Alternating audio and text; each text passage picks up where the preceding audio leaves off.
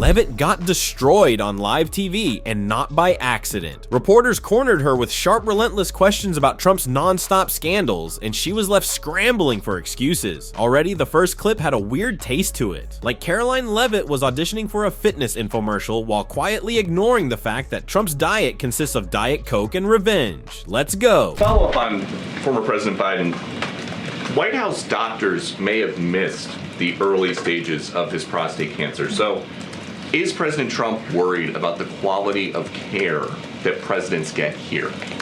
Not as far as President Trump is concerned. The White House physician we have here is phenomenal, and the team of physicians that take care of the president, particularly at Walter Reed Medical Center, are great. The president had his physical recently, as you know. He had perfect results. He's in very good shape. I think those of you who traveled to the Middle East with us last week can attest to the president's endurance. And by the way, I will add, we returned home from a very long and tiring trip last week, and on Saturday, where was the president? In the Oval Office, working all day. He doesn't stop, he doesn't quit, he's in great health, and he trusts his physicians. Ah yes, the classic Trump is a machine speech. You'd think they were talking about a Peloton instructor, not a man who gets winded walking to a golf cart. According to Trump's spokesperson slash professional flatterer Karoline Leavitt, he's basically immortal. Just got back from the Middle East and went straight to the Oval Office. Sure. And I'm the Pope. I mean, is this a medical update or a trailer for the next Marvel movie? He doesn't stop, he doesn't quit, he's in great health. Yeah, if your definition of great health includes cheeseburgers for breakfast and rage posting on Truth Social at 3 a.m., the real kicker? She's saying all this while news breaks that Biden was diagnosed with early stage prostate cancer. So while Joe's quietly dealing with a very real medical condition, the Trump camp is out here doing PR gymnastics to convince us Donald's blood is made of Red Bull and Big Macs. And then, oh, you're gonna love this, people were giving Trump a standing ovation online for a Truth Social post that he probably didn't even write. A basic get well soon note to Biden, and suddenly he's a humanitarian now. Please. The bar for Trump is so low it's 6 feet under. She says he trusts his doctors. The only physician Trump listens to is the guy who tells him Diet Coke is a vitamin. Come on. But now take a look at her next answer. I agree with Republicans behind this bill that Medicaid work requirements should be implemented as soon as 2026. So the president wants to preserve and protect Medicaid for Americans who this program was intended for. The most vulnerable in our society, pregnant women, low-income families, seniors, those who truly need these benefits. And it should be going to people who physically cannot work. We want to see able-bodied Americans at least working 20 hours per week, whether that's part-time or full-time, whether that's even looking for work or volunteering for 20 hours a week if they are receiving Medicaid. These are common sense. Here it is, the GOP's greatest magic trick, cutting Medicaid while pretending they're saving it. Karoline is saying with a straight face that Trump and the Republicans want to protect Medicaid by kicking people off Medicaid. Classic. She lists pregnant women, seniors, the most vulnerable, like it's a charity auction. But make no mistake, the moment those people stop fitting the Republican narrative of deserving poor, they're tossed off the bus faster than Trump dodging a subpoena. An able-bodied American should work 20 hours a week, sweetie. Donald Trump has never worked 20 hours in a month. The man gets winded signing checks. He works harder avoiding taxes than he does at any actual job. What they're really saying is, if you're not rich, tough luck. Because when it comes down to it, this isn't about accountability. It's about protecting Trump's billionaire besties while pretending the rest of us are the freeloaders. And speaking of protecting besties, you'll want to stick around for what comes next. It involves Trump, Russia, and a response from Karoline that's so tone deaf it could double as a Mar-a-Lago anthem. Two more things. Putin ghosted everybody at these peace talks last week. As President Trump phones him today to try to figure out an end to the Ukraine war, does he think that Putin is the good guy or the bad guy? I'll let the president speak on that conversation later.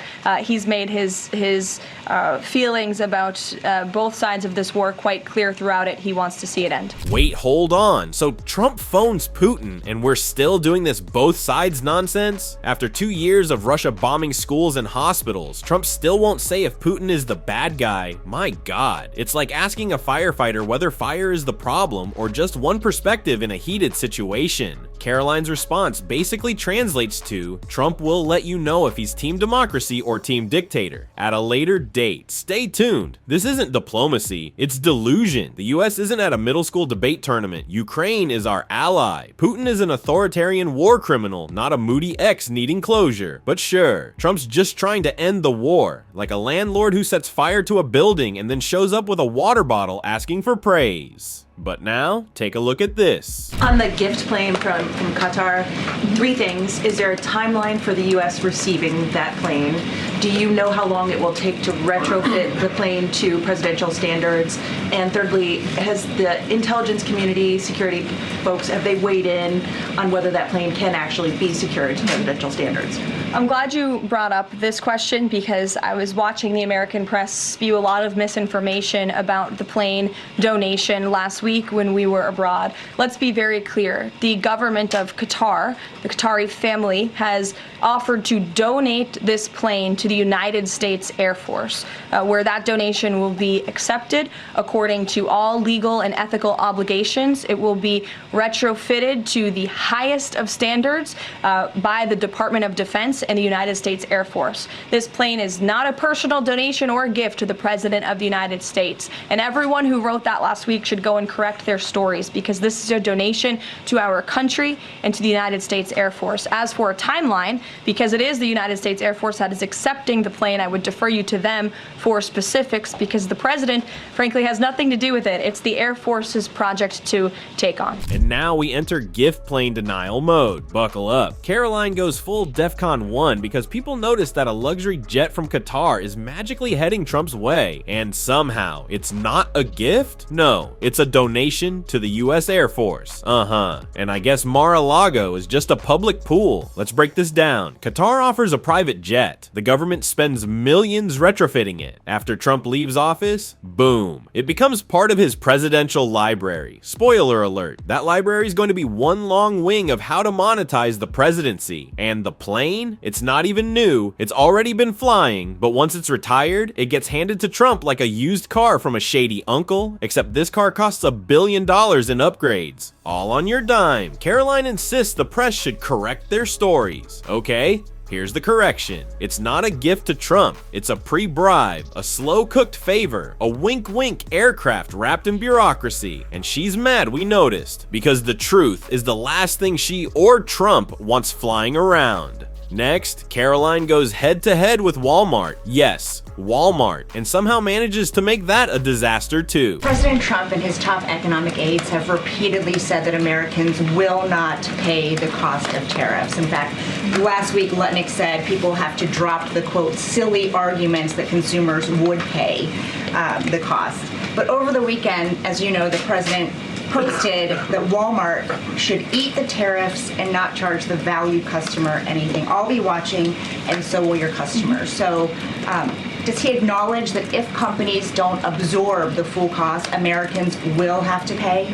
Well, first of all, the CEO of Walmart made those comments about the tariffs on an earnings call where CEOs, I believe, are legally obligated to give the most dire warnings and forecasts to their investors and stakeholders. The reality is the president has always maintained Chinese producers will be absorbing the cost of these tariffs. And that is why China was so quick to hustle to the negotiating table with the United States of America. They need our markets, they need our consumers. And I would again point you to the inflation report that came out last week showing that inflation is declining in large part because energy prices are dropping across the board in this country because of the president's robust energy agenda that he has taken since January 20th. So the president is committed to ensuring that prices remain low for American consumers, and he maintains the position that foreign countries will absorb these tariffs. What does he mean by "I'll be watching" to Walmart? He'll be watching, seeing what they're doing. Jennifer. Okay, so now we're supposed to believe that Walmart, a company with an entire aisle dedicated to 97-cent t-shirts, should just eat the cost of Trump's trade war like it's an expired Hot Pocket? Trump, who has the economic insight of a broken vending machine, says Walmart should just suck it up and not raise prices. And if they don't, he'll be watching. Oh, scary. And Karoline's defense, priceless. She claims the Walmart CEO only said tariffs hurt consumers because Get this, he was legally obligated to tell the truth. That's not even spin, that's reverse reality. Like, sure, he admitted it was bad for Americans, but only because the law made him say that. Otherwise, he'd totally lie for Trump. And somehow this is supposed to prove tariffs are working? No. What it proves is that we're watching a slow motion disaster sponsored by MAGA merch and Chinese manufacturing. She points to falling energy prices like that erases the fact that tariffs are taxes. Literal taxes that land squarely on the people shopping for groceries, not yacht owners in Mar-a-Lago. And let's not forget Trump's favorite new economic strategy. If reality doesn't cooperate, blame a CEO and tweet threats. What does "I'll be watching" even mean coming from Trump? Is he lurking in the frozen food aisle, peering out from behind a pallet of Mountain Dew? This whole thing is just another page in the MAGA manual of magical thinking trademark, where up is down, billionaires are victims, and Walmart somehow becomes the villain. And it only gets worse, because someone else had the nerve to speak up, and that someone is AOC. Let's just say she didn't come to play. We've been here since 2 o'clock yesterday, straight. No breaks, discussing everything from the energy provisions that are being gutted to, most importantly, healthcare that is on the chopping block. And for a lot of this discussion in the last almost 24 hours, some of the justification for these cuts have been about populations and people who are undeserving of Medicaid and healthcare, who are not worthy of it, who are fraudulent, etc. You know, the list goes on.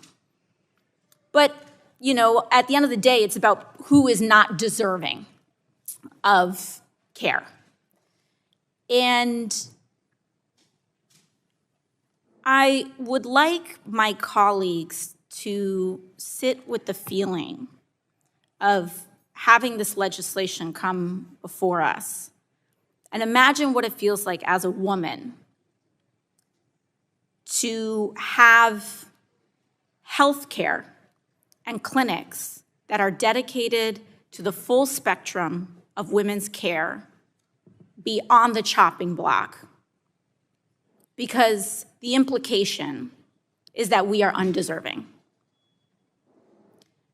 The implication here is that Planned Parenthood is being defunded because women are undeserving of the full spectrum of care that can save their life. And just when you thought the MAGA circus couldn't get more dystopian, they'd come for healthcare. AOC stepped up after nearly 24 hours of nonstop debate to call out the real agenda behind these brutal Medicaid cuts. And it's not about budgets, it's not about fraud, it's about live and death. Because if you're poor, if you're a woman, if you depend on Planned Parenthood for more than just a checkup, you might be on the chopping block. Republicans aren't slashing costs. They're drawing battle lines, deciding who gets care and who might get left behind. And AOC doesn't just tear into the policy, she exposes the cruel mindset behind it, that some just aren't worth the cost. Her voice cracks, her passion cuts through, and what she says next, you need to hear it, because the last part of her speech is coming up now. Because as the gentlelady from Virginia noted, in states that have banned, outlawed, restricted, defunded abortion services and care, women die at much higher rates. It kills women. It kills women to defund care, reproductive care. It kills women to restrict it, to ban it, to defund it. And this legislation will kill women. That is not a hyperbole. AOC doesn't mince words here, because the stakes are literal life and death. As she points out, in states where reproductive care has been banned, defunded, or choked off by right-wing legislation, the data is crystal clear. Women die. This isn't political theater, it's not hyperbole, it's reality. When you take away access to clinics, when you shut down options for safe legal reproductive care, when you force pregnant people to carry to term at all costs, regardless of danger or trauma, you're making a deadly choice for them. This legislation won't just cause inconvenience. It won't just create red tape. It will kill women and the people behind it. They might not even care. At least that's what it seems, because it might never been about life. It might been about control. So while Karoline Leavitt polishes press releases and Trump posts threats on Truth Social, AOC is over here telling the truth they don't want to hear. If you're fired up, you're not alone. And if you want to see what Trump pulled next, oh, it gets worse. The next video is right here. Click on it. You won't believe what happened.